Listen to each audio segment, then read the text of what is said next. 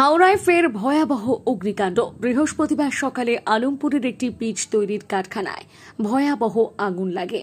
জানা গিয়েছে, এদিন সকালে কারখানার মধ্যে শ্রমিকরা কাজ করছিল। প্রথমে তারাই কারখানার ভেতর থেকে কালো ধোঁয়া বেরোতে দেখে দমকলে খবর দেয়। আগুনের তীব্রতা এতটাই ছিল যে মুহূর্তের মধ্যে আগুন ছড়িয়ে পড়ে গোটা কারখানার মধ্যে। গোটা এলাকা কালো ধোঁয়ায় ঢেকে যায়। খবর পেয়ে প্রথমে দমকলের দুটি ইঞ্জিন ঘটনাস্থলে পৌঁছে আগুন নেভানোর কাজে হাত লাগায়। পরে আরো 4টি দমকলের ইঞ্জিন আসে। ঘণ্টা দুয়েকের চেষ্টায় আগুন নিয়ন্ত্রণে আনে দমকল কর্মীরা। ঘটনাস্থলে যায় সাঁকরাইল থানার পুলিশ, যায় হাওড়া সিটি পুলিশ কমিশনার প্রবীণ ত্রিপাঠী। তবে কি কারণে আগুন লাগলো তা জানা যায়নি। খবর পেতে আমাদের আলমপুর থেকে হাওড়া থেকে সাথে সাথে 4খানা গাড়ি আমরা পাঠাই এবং অফিসার এসে দেখে আগুনটা একটু বড় আছে, তাই আরও গাড়ি চাওয়া হয়েছিল। আমাদের 10টা গাড়ির মোটামুটি আমরা রিকোয়ারমেন্ট দিয়েছিলাম। তো গাড়ি 4টা ঢুকে গেছে, 2টো এখনই ঢুকবে আর 4টা রাস্তায় আছে।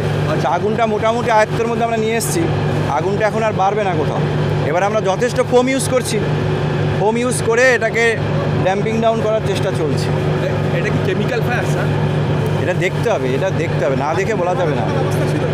আগুন নেভানোর কোনো ব্যবস্থা আমরা আপাতত দেখছি না। কিছু এক্সটিংগুইশার ছিল, এখন জলের ট্যাঙ্ক আছে কিনা আমাদের দেখতে হবে দূরে গিয়ে। যে সময় আগুন ফায়ারের লোকের সঙ্গে আমরা কথা বলছি, ওনারা বলছেন কি এটা ওনারা খুব শীঘ্রই কন্ট্রোল করতে পারেন। যতক্ষণ কন্ট্রোল কমপ্লিটলি হচ্ছে না ততক্ষণ এক্স্যাক্টলি বলা মুশকিল। স্যার কি কারণে আগুন কিছু জানা গেছে? ওটা পরে যান, আমরা ডিটেল একটা ইনকোয়ারি করব, তারপরে আমরা বলতে পারবো।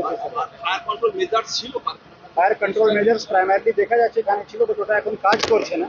তো আমাদেরকে ডিটেল ইনকোয়ারি করে দেখতে হবে যে ওটা ফাংশনাল ছিল কি ছিল না। আশা করি আমাদের ফোন মিস যায় না, খবরের মধ্যে ফোন করে পাই না। এখন আমার গল্প করতে লাগে, খবর পেলাম আরে